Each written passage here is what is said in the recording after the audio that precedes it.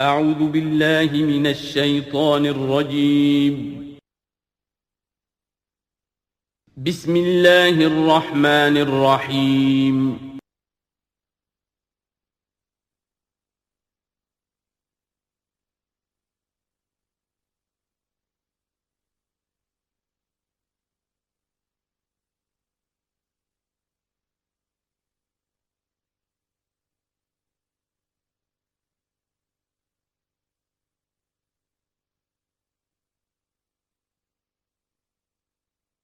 نحمده ونصلي على رسوله الكريم اما بعد فاعوذ بالله من الشيطان الرجيم بسم الله الرحمن الرحيم ولقد اخذنا آل فرعون بالسنين ونقص من الثمرات لعلهم يذكرون صدق اللہ العظیم۔ آگے بڑھنے سے پہلے دو باتوں کی وضاحت ہو جائے۔ ایک تو تصحیح کرنی ہے مجھے اس بات کی کہ حضرت موسیٰ علیہ السلام جب نبوت سے سرفراز ہو کر مصر واپس آئے ہیں تو اس وقت جو بادشاہ تھا فرعون، وہ اصل میں اس بادشاہ کا بیٹا تھا جس بادشاہ کے زمانے میں کہ یہ بچے کی حیثیت سے دریائے نیل سے باہر نکالے گئے تھے اور جس کی گود میں گویا کہ پلے تھے۔ وہ فرعون بھی ابھی زندہ تھا، بوڑھا ہو چکا تھا، لیکن اس کے حضرت موسیٰ علیہ السلام کے محل میں آنے تک تو کوئی اولاد نہیں ہوئی تھی۔ بعد میں اسے بھی اللہ نے ایک بیٹا دیا اور اب وہ بیٹا جوان تھا، اور وہ بیٹا جو ہے حضرت موسیٰ علیہ السلام کے ساتھ محل میں پلا بڑھا تھا، بالکل ایسے جیسے بھائی ہوتے ہیں۔ تو اس کے دل میں بھی محبت بہت تھی، گویا کہ حضرت موسیٰ کی حیثیت بڑے بھائی کی تھی، اور اس فرعون کی جس کو اب اس باپ نے تخت سے دستبردار ہو کر اپنا زندہ ہونے کے باوجود سارے امور سلطنت جو ہے تفویض کر دیے تھے اپنے اس بیٹے کو، اس کے دل میں بھی محبت تھی اور اس نے بھی قتل کرنے سے گریز کیا۔ دوسری بات جو آخری آیت تھی 15ویں رکوع کی، یہ ہمارے لیے خاص طور پر لمحہ فکریہ ہے، مسلمانان پاکستان کے لیے، کہ ہم نے بھی تحریک پاکستان جو چلائی تو ہندوؤں کے غلبے کے خوف سے کہ اگر ہندوستان ایک وحدت کی حیثیت سے آزاد ہوا اور جو جدید دنیا کا جمہوری اصول ہے ون مین ون ووٹ، تو ہندو جو ہے اتنے غالب ہو جائیں گے کہ ہمیں دبا لیں گے، ہمیں ایکسپلائٹ کریں گے، ہماری تہذیب، تمدن، دین، مذہب، عقیدہ، زبان، ہر چیز کو برباد کریں گے۔ تو اللہ تعالیٰ نے ہمیں اس تحریک پاکستان میں جو بھی ہم نے کوشش کی اس میں کامیابی دی، اور بالکل یہی الفاظ وَيَسْتَخْلِفَكُمْ فِي الْأَرْضِ، اور تمہیں زمین میں طاقت عطا کرے، قوت عطا کرے، حکومت عطا کرے، فَيَنْظُرَ كَيْفَ تَعْمَلُونَ، پھر وہ دیکھے گا تم کرتے کیا ہو، تمہاری روش کیا رہتی ہے، تم پھر کیا طرز عمل اختیار کرتے ہو، تم واقعتاً اللہ کے بندے بنتے ہو اور اللہ ہی کی حکومت قائم کرتے ہو، یا یہ ہلدی کی گانٹھ جو تمہیں مل جائے تو اس کو لے کر تم پنساری بن کر بیٹھ رہتے ہو اور اپنی حکومت اور اپنی مرضی اور اپنی خواہشات کے مطابق وہ نظام وہاں کا چلاتے ہو۔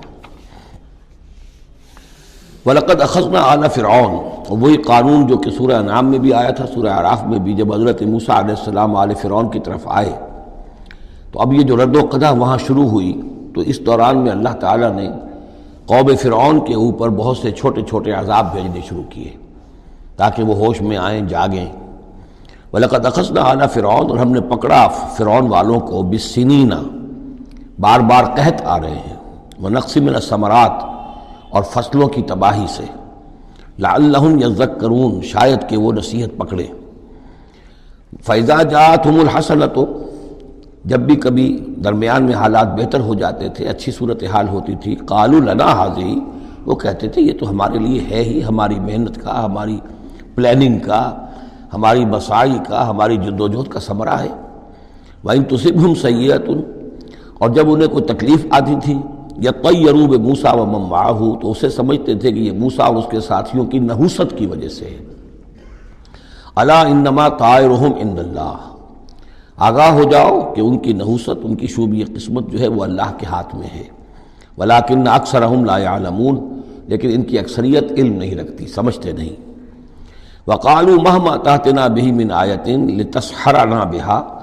اور وہ کہتے تھے بہت ہی چیلنجنگ انداز میں کہ اے موسیٰ، یہ تم اپنے جادو کے زور سے ہمارے اوپر جو جو چیزیں لا رہے ہو، جو مصیبتیں لا رہے ہو تاکہ تم ہم پر جادو کرو، فما نحن لک بمؤمنین، تو اس کے باوجود ہم ثابت قدم ہیں، صابر ہیں، ہم اپنے عقائد پر، اپنے نظام پر جمے ہوئے ہیں، ہم آپ کی بات ماننے والے نہیں ہیں۔ فارسلنا علیہم الطوفان، پھر ہم نے ان پر زیادہ بڑی مصیبتیں بھیجی، طوفان وجراد اور ٹڈی دل جس سے کہ فصلیں چٹ ہو گئیں، القمل اور چچڑیاں، یہ قمل ہی سے ملتی جلتی شے جو ہے کھٹمل ہے ہماری، یہ جو انسان کے لیے پسو اور جس طریقے سے کہ اس کے خون کو چوستی ہیں، والضفادع اور میںڈک، اس کثرت سے میںڈک ہو گئے کہ جو برتن اٹھاؤ اس کے اندر سے میںڈک برآمد ہو رہا ہے، اور ظاہر بات ہے کہ پھر اس سے گھن آتی ہے، ہانڈی میں سے میںڈک پھلک کر نکل رہا ہے۔ والدمع اور خون کی بارش، آیات مفصلات، یہ ہم نے نشانیاں بھیجی وقفے وقفے سے، ساری ایک دم نہیں، ایک مرتبہ ایک نشانی ہے پھر دوسری نشانی ہے۔ فاستکبروا وکانوا قوما مجرمین، اس کے باوجود وہ استکبار پر اڑے رہے اور وہ بڑی ہی اڑیل قوم تھے، مجرم قوم تھے۔ ولما وقع علیہم الرجس، اور جب ان پر وہ مصیبت آ جاتی تھی، یعنی یہ کہ ہوتے ہوتے اب ان کی جو اکڑ فونی ہے اس میں کم سے کم یہ کمزوری واقع ہو گئی، یہ نرمی واقع ہو گئی جو آگے آ رہی ہے۔ ولما وقع علیہم الرجس، جب ان پر وہ عذاب آتا تھا، قالوا یا موسیٰ، تو وہ حضرت موسیٰ سے کہتے تھے، ادع لنا ربک بما عہد عندک، اپنے رب کو پکارو، دعا کرو جو تمہارا اس سے قول و قرار ہے، تمہارا عہد ہے اس کے ساتھ، تاکہ وہ ہمیں اس مصیبت سے نجات دے۔ لئن کشفت عنا الرجس، اگر اس نے ہم سے اس عذاب کو ہٹا دیا، کھول دیا، لنؤمنن لک، ہم تمہاری بات مان لیں گے۔ یہ ایمان کے ساتھ جب لام آتا ہے تو اس کے معنی وہ ایمان ایک عقیدے والا ایمان نہیں ہوتا، مان لیں گے، تمہاری بات مان لیں گے۔ ایک ہے ایمان بے کے ساتھ، آمنت باللہ وملائکتہ وکتبہ، تو با کے ساتھ جب آتا ہے پورے وثوق کے ساتھ، یقین کے ساتھ، گہرے اعتماد کے ساتھ، اور ایک ہے کسی کی بات سرسری طور پر مان لینا، تو وہ پھر ایمان لام کے ساتھ ہوتا ہے۔ لنؤمنن لک، ہم آپ کی بات مان لیں گے، وَلَنُرْسِلَنَّ مَعَكَ بنی اسرائیل، اور آپ کے ساتھ ہم بنی اسرائیل کو اس ملک سے جانے دیں گے۔ اصل میں وہ کیوں نہیں جانے دینا چاہتے تھے؟ اس لیے کہ ان کے لیے وہ بڑی ہی چیپ لیبر تھی، ان کے غلاموں کی حیثیت تھی، اور بڑے بڑے بھاری کام ان سے کرواتے تھے۔ احرام مصر کی تعبیر میں نہ معلوم کتنے اسرائیلیوں کی ہڈیاں جو ہیں وہ دفن ہیں، بڑی بڑی چٹانیں جو ہیں وہ جب اوپر کھینچی جاتی تھی، یعنی کوئی گرتی تھی تو ان کے 20 نہیں سینکڑوں جو ہے اس کے اندر پس جاتے تھے۔ تو ظاہر بات ہے کہ وہ چیپ لیبر جو انہیں ملی ہوئی تھی اس کو چھوڑنے کے لیے آسانی سے وہ تیار نہیں تھے، اس حوالے سے انہیں یہ شاخ گزر رہا تھا، ورنہ ظاہر بات ہے وہ بھی جانتے تھے کہ یہ ہمارے اس ملک کے رہنے والے نہیں ہیں، کہ ابتدا میں ان کے لیے وہاں بڑی آؤ بھگت رہی، بڑے عیش رہے، وہ پیرزادوں کی طرح ان کا احترام کیا گیا، انہیں بہترین زمینیں دی گئیں۔ جوشن کا علاقہ کہلاتا ہے جو نیل کا ڈیلٹا ہے، جو سب سے زیادہ زرخیز علاقہ ہے، وہ ان کو دیا گیا، وہاں یہ لوگ جو زمیندار بنے۔ لیکن اس کے بعد جب وہ نیشنلسٹ ریولوشن آیا تو بات ساری جو ہے وہ الٹی ہو گئی، تو فرمایا کہ ہم بھیج دیں گے آپ کے ساتھ بنی اسرائیل کو۔ فلما کشفنا عنہم الرجس، لیکن جب ہم ان سے وہ مصیبت کو دور کر دیتے تھے، الی اجل ہم بالغوہ، ایک مدت تک کے لیے کہ جس تک وہ پہنچ جائیں، لیکن ظاہر بات ہے کہ ہر ایک چیز کے لیے ایک مدت ہے، اس کے اندر ہی وہ بات ختم ہوتی ہے۔ اذا ہم ینکثون،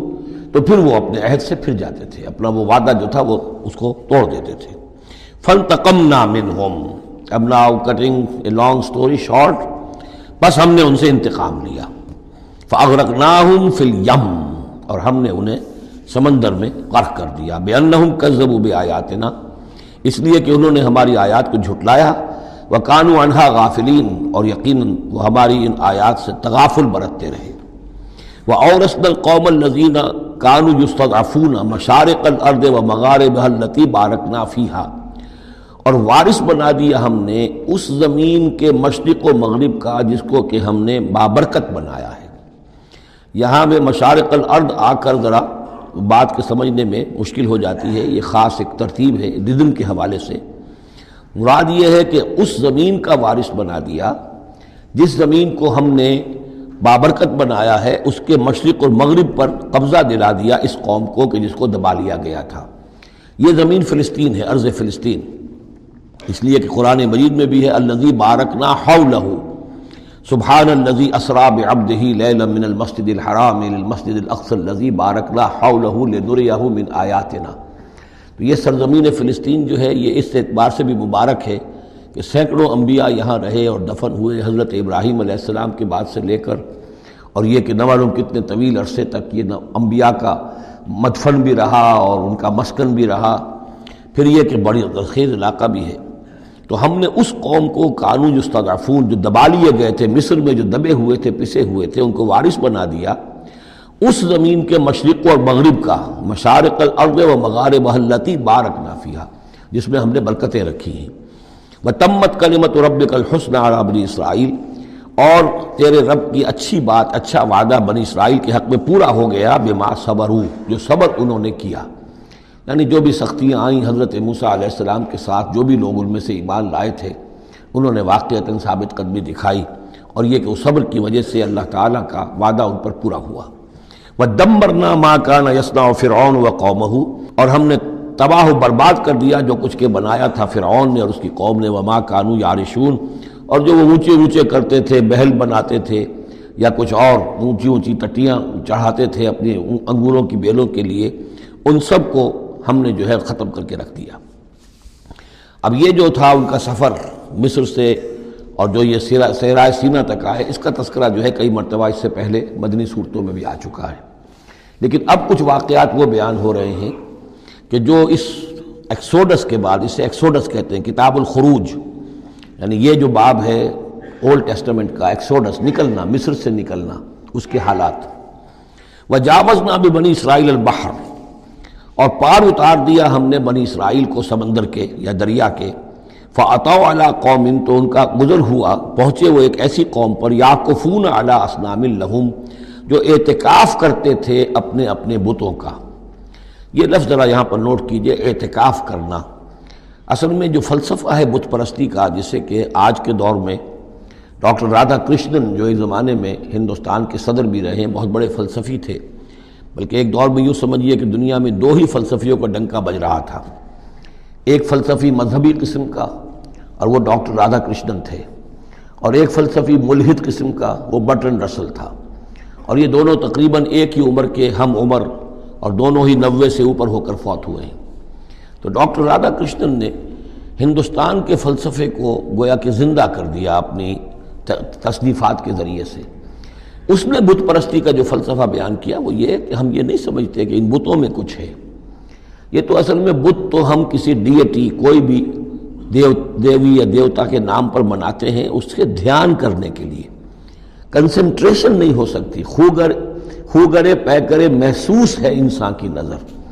انسان جو ہے مراقبہ کرتا ہے، اگر آپ جو مراقبہ کرنا چاہتے ہیں، اللہ کے ساتھ دھیان لگانا چاہتے ہیں، کیسے لگائیں؟ لیکن اگر کسی تصویر کو سامنے رکھ لیں تو پھر توجہ کو مرکوز کرنا آسان ہو جائے گا۔ یہ ہے ان کا فلسفہ بت پرستی کا۔ تو اعتکاف اسی کو کہتے ہیں کہ سال میں یہ 10 دن آدمی نکال لے کہ اپنی توجہات کو ہر چیز سے، دنیاوی معاملات سے، ان سے ہٹا کر اور اللہ تعالیٰ کی ذات پر وہ مرکوز کرے، ذکر پر، توجہ پر اور دعا پر، مناجات پر، یہ اعتکاف ہے۔ تو انہوں نے بت اپنے بنائے ہوئے تھے اور ان بتوں کا اعتکاف کرتے تھے۔ قالوا یا موسیٰ اجعل لنا الہا کما لہم آلہہ، انہوں نے کہا کہ اے موسیٰ ہمارے لیے بھی کوئی الہ بنا دو، معبود بنا دو، کوئی ایسی نشانی ہو جس کو کہ ہم ذریعہ بنائیں، اس کے اوپر اعتکاف کریں، گیان دھیان کا مرکز اس کو بنا لیں۔